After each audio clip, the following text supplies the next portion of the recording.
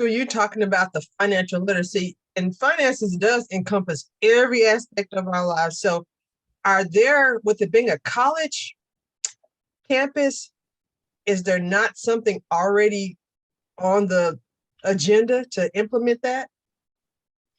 Yes, we just recently got a financial wellness center on campus. Okay. So hopefully, it start to be utilized more on campus. It's like I said, it's just recently got here and it's new, but hopefully they partnership with different banks and companies so they can talk about how credit works, you know, how so they can set up saving account, different things like that. That's amazing that some of that wasn't already, you said it's new, and Yeah.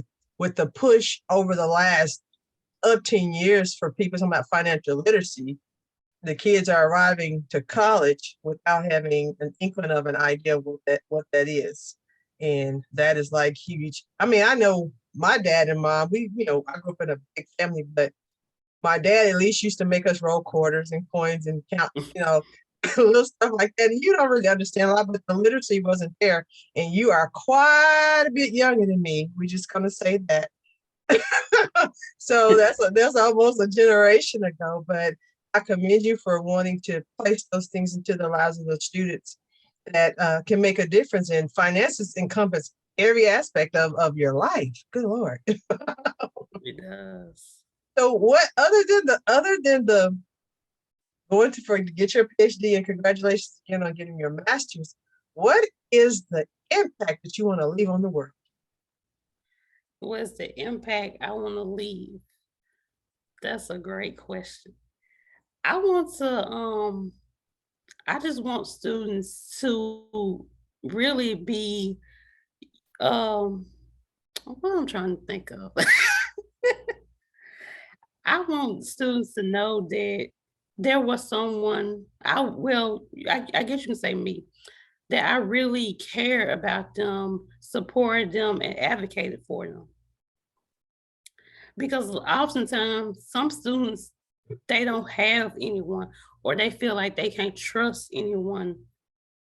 So I feel like having at least one person, even if that's not me, but having that one person, whether it's a faculty member, whoever, to say this person really cared about me, advocated for me, and did put their best foot forward so I can be successful. Wow. So do you think you were, even after you get your doctorate, do you want to remain on campus, or do you want to make your impact a bigger impact on the world? I want my goal is to really to make a big impact on the world. I want to continue to elevate, move to different levels within the field.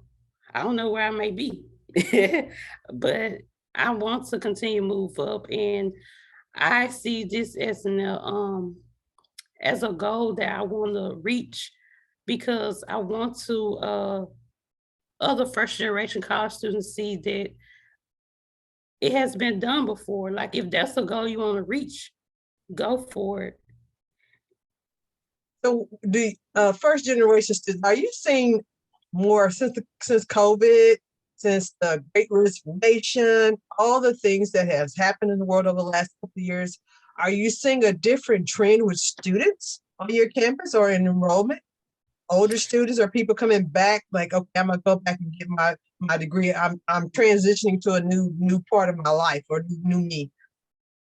Yes, we have seen an uptick of more, like you said, first off, first generation college students come to campus.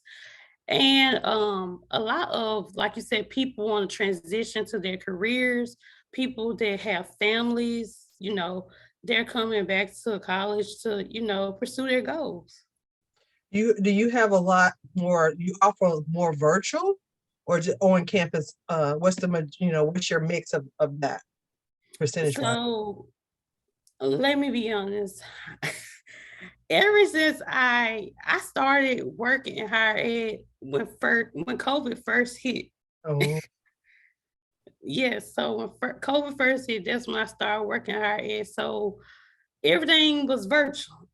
And I think because of COVID, I think I can't speak for anyone else. But I can only speak for me, myself, and the students I work with in my program.